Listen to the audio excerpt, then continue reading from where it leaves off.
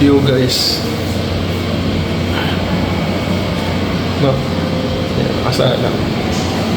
Sakit yung tiyan. Operaan, saan mag-okay.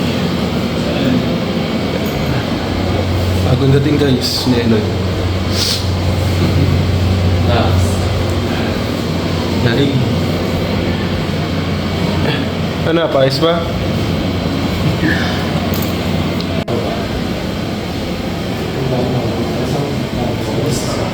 Yan lang ano to, minor operation room. So yun, baka isasalang na. Yan, tiwala lang sa magagawa ng Diyos, hindi sa magagawa ng doktor. Mangyari ang kalooban ng Ama.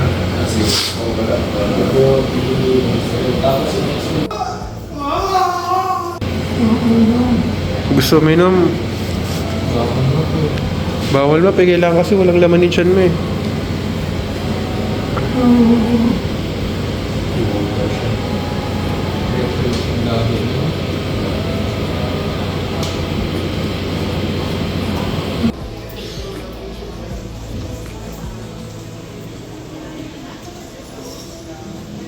Okay guys, Lynn. Dito na siya.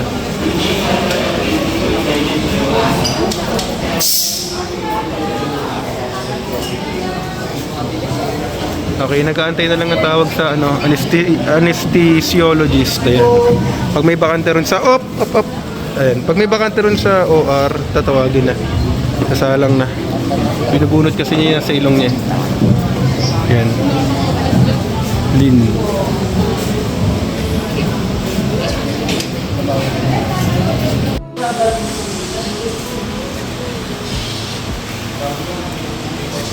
Guys, tapos na operahan. Bali, hawa ng Diyos, nakasurvive naman si Papa. Appendicitis nga yung talagang cause ng pananakit ng tiyan niya. Medyo nagkaroon na siya ng pagnanana. Pero ano naman, naalis naman. Tapos, yun nga, nagulat din daw yung mga doktor kasi habang ino-operahan siya, nakamonitor sila dun sa heartbeat. Ang lakas pa rin, halos hindi nagbabago habang ino-operahan siya. At after siguro mga 1 oras, 2 oras na-operahan siya, gumising ako. Kaya talaga napakalakas ng katawan niya. Pero syempre, salamat sa Diyos. Ganun. Pero hindi pa rin tayo nakakatiyak. Kailangan niya pa rin magpalakas ng haba-haba pa. Ngayon ay yung mga nakatusok sa kanya na yan, catheter. Meron din yung dito sa yan.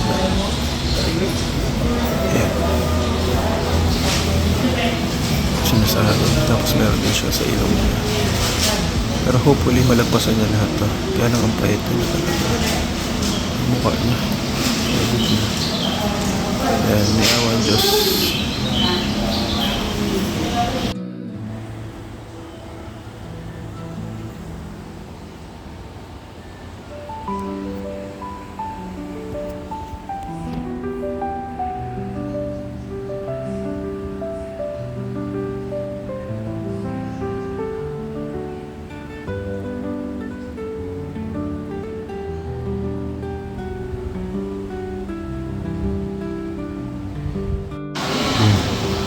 Tama po, tingin ka dito. Nakakaupo na siya guys. 3 days na since na-opera ko.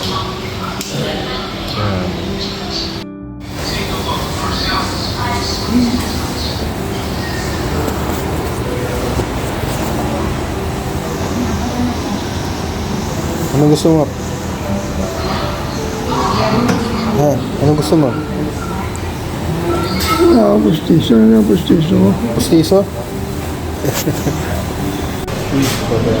Okay. Pag na-settle din yung bill, pwede na lumabas yan. Awa ng Diyos. Naka-recover naman. Yan. So, inaantay na lang yung tawag ng bill. Kung aabot sana ngayong araw ha. Pag hindi umabot, baka bukas pa to. Pero sana maging okay na. Para makauwi na siya. Tama po. Bili mo raw siya ng saklay. Pakabili saklay guys para makauwi na raw siya. Yan. Praise God. Okay. Pleto pamilya. 53k bill guys. Binayaran lang namin 120 do sa mga Xerox, tapos 2-1 yata. Parang doctor's fee ba yun? Ba panalo. So, ayos. Yan, okay na rin kahit mahirap ang buhay sa Pilipinas, at paano, di ba? Laking tulong na rin to. May ginagawa rin naman effort ang government natin sa isang banda. Kaya na-appreciate naman natin. Yan. Sa private hospital to, may naina na 300 to 500 dito. Antayin na lang po namin yung instruction galing sa nurses. Kung ano yung gagawin pag uwi, ganito. Kailan kami babalik for follow-up. Kasi yung JP drain niya, yung parang granada. Sa tagiliran niya nakakabit pa rin. Tapos kailan tatanggalin yung mga stapler, yung tahi. Yan. So yun na lang po yung inaantay natin. Yan, so praise God. Magandang kinalabasan. Thank you. Salamat sa Diyos. Ano, kumusta ang karanasan mo sa ospital? May susumpa? Mahirap pa may sakit?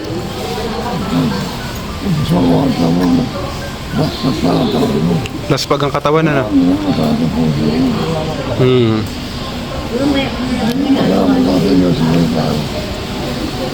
Pero galing din mo, paano nakasurvive? Nakasurvive ka rin. 83 years old na, operahan ka na Nakalagpas pa sa awa ng Diyos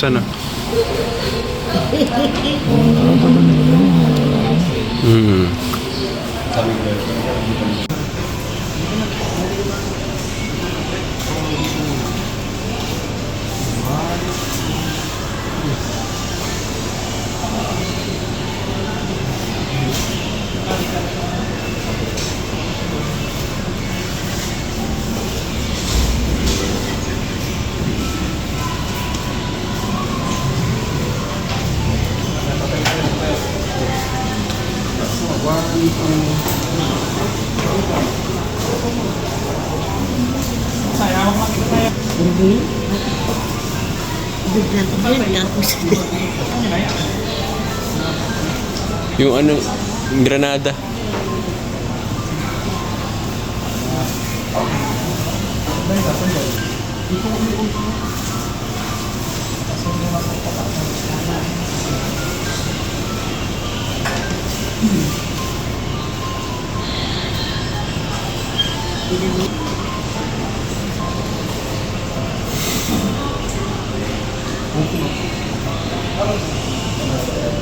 Lagi siya nakaupo, hindi siya gumulo.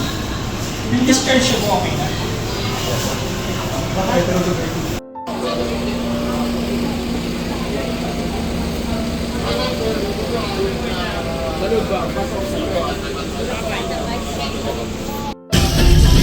Okay. Pauwi na, Elvis Tugtog. Para ganahan.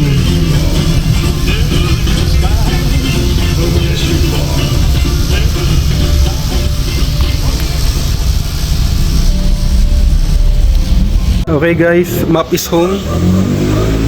Map, kumakain ka ng pan? Ano pa laman? Peanut butter? Pinapakuha ni Postizo guys. Linis here. Yan guys, so inaayos na po namin yung kama. Set up na po para sa higaan ni Maps. Dito siya sa kwarto. Yan, so yan, marami na panonood. Yan, recovering na siya. Salamat sa Diyos. Mahirap, napakahirap po.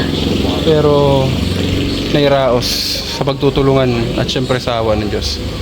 Yan. Okay guys, yan, one day na nakalipas. Simula nung naiuwi namin si Map. Ito, Lily nag-makeup.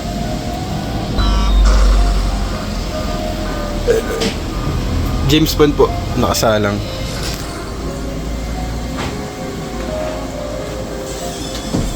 Ayan, bagong ahit na siya. Tapos yung mata niya hindi na masyadong naninilaw. Yan. Yan, tuloy-tuloy naman ang paglakas guys. Oh, di aircon pa.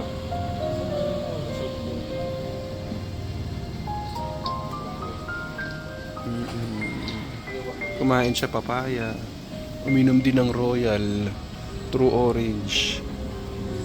Yan. Medyo dark nga lang ihi niya kasi kulang sa tubig at nag-antibiotic.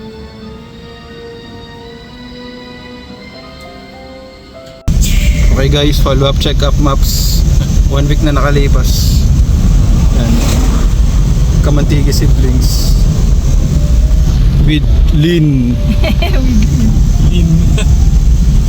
Lin. Anybody. Okay guys, map. Waiting kami. Surgery. Okay, follow-up check-up. Ayan, sakit na rin po niya. Kanina pa yun. Ayan, kumain na siya na almusal. Tapos uminom ng tubig. Yun. May improvement po, nakakalakad na siya. Nakakalakad na, pero syempre may alalay pa rin. Nagagalaw niya na yung paa niya, hindi kagaya dati na hinihila talaga. Hinihila lang namin para umusog.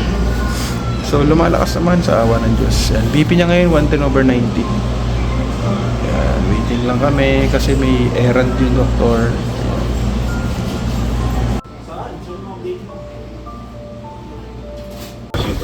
Okay guys, ayan na. So mga 2 days na after ng follow-up check-up niya. Ayan, pinakain ko na siya, kaya lang di ko na videohan eh. Donut, tapos tubig, tsaka gamot niya. Ayan. Ayan, medyo madaldal siya kanina. Pa, hindi na. Si Eddie Garcia, matagal mo na hindi napapanood, no? Dito muli na lang. Pero hindi siya pinuweta. Palay na pa naman lumalakot sa manok eh. Hindi yung patutukay. Baka sabihin na iba dyan eh. May diferensya, Kapag puno ng salop. Eh bakit naman banto pa sa dimandahan? Alam mo, may Yan. tatay na meeting eh. Masyado Pa-aircon pa yan, tao. Napakalapot ng utak. Ah. Pero eh, gusto pakasalang sa meeting. Binisita siya ni Bia, guys. Ayan guys, tumayo daw siya kanina. Nakatayo na siya mag-isa sa sarili niya.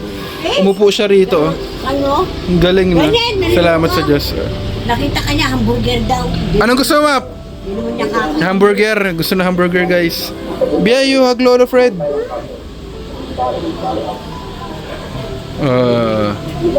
Bawal sa inyo yung Pepsi. Hug Lolo Fred. Hamburger na tsaka Pepsi. Galing ah. Ah, sige, picture kayo pa. Munggo. Oh, may malunggay, may chicharon, kompleto yan.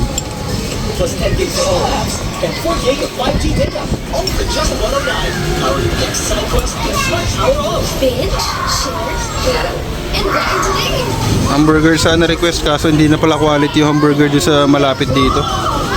Kaya ito na lang para nutritious. Morning, ayan, July 12, 2026. Kakatapos namin siya salpakan ng suppository. Nakadumi naman siya sa awa ng Diyos. Maganda na yung kulay. Dati black yung dumi niya kahit even before operation. Pero ngayon maganda na, light brown na. Ganun na ang kulay niya. Tapos pinaliguan na rin namin siya. Yan, napalitan na rin yung benda niya. Pati catheter bago na rin. So yan na nga, sana nga matanggal yung catheter na yan, no? The soonest time possible. Ayan.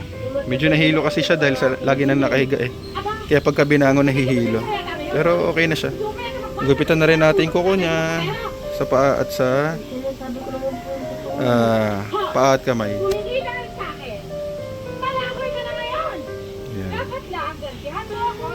Okay, good morning guys. Good PM na pala, 12:55 PM, July 13.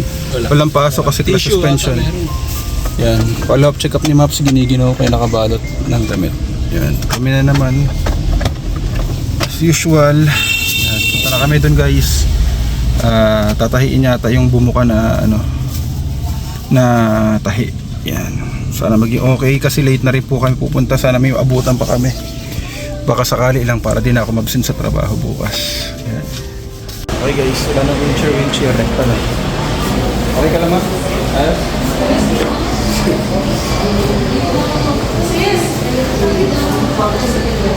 Waiting na sa pila. Okay guys, alis na rin ako. Okay na, nakabalik na si papa ko dito. Nilinis lang yung sugat niya at pinapalitan yung panlinis.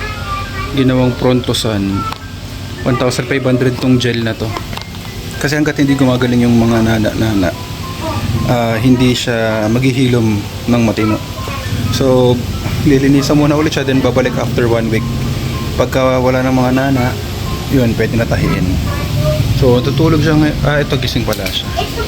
Kung ano, Ano, mainit, malamig? huwag kayo masyadong magdumit ah. Mainit? Po, bye! Ano? Ayan, naka-jacket pa kasi siya. Sa palagay ko, turo yun ang tatay niya. Hindi. Talaga mas ulit. Alis na ako, Map, ha? Uwi na akong Bataan. Ay, bigay mo na. Sige, nakachempo lang kami, walang pasok ngayon. Sinuspinde dahil malakas ulan eh. Nabibigay po ni Tatay Bird. Sige, Map, alis na kami. Wala! Kaya sino ito? Freezing. Happy New Year! Wala ko! Harley. Dia. Map, sino yan? Sino yan? Kilala niya ako! Kilala mo, Map? Tayo, picture tayo. Fast moving niya siya guys, at lalakad na talaga. Kahit wala nang alalay, kaya niya. Salamat sa Diyos.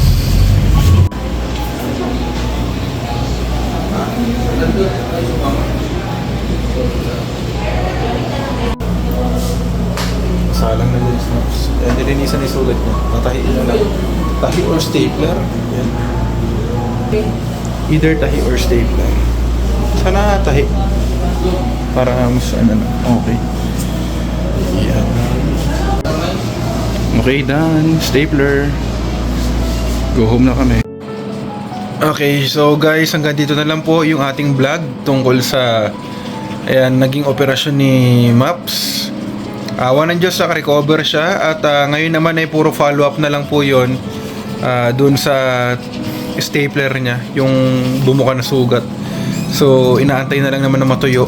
Pero, ang mahalaga is, okay naman na siya sa awa ng Diyos at patuloy na lumalakas, patuloy na tumataba at nakaka-recover na talaga, na bumabalik na sa dating lakas niya. So, maraming salamat po sa lahat ng nakiisa, nakidalamhati sa amin at higit sa lahat yung nanalangin para sa kanyang paggaling. Maraming salamat po sa inyong lahat at syempre unang-una sa Diyos po na makapangyarihan sa lahat. Sa iyo po amang lahat ng karangalan at kapurihan. Maraming salamat po sa lahat ng mga kapatid ko dahil kung hindi rin sa pagtutulungan natin ay wala rin mangyayari, no? Sobrang hirap na pinagdaanan natin pero lahat yan ay worth it. Dahil nakita naman natin na bumuti yung kanyang lagay. Maraming salamat po Panginoon sa mabuting pagkakataon na kami po ay makapagtiis at makapaglingkod sa aming Ama na hindi naranasan ng maraming mga anak dito sa mundo. Thank you. So hanggang sa muli guys, kung may mga magulang din kayo na alagain, hanggat may pagkakataon binibigay ng Diyos, samantalahin nyo para maipakita nyo na gusto nyo suklian yung kanilang pagmamahal na ipinakita nila sa inyo nung kayo maliliit pa. So good luck guys and stay safe everyone. Please click the like, subscribe and share button if you like this video. Hanggang sa muli, bye bye.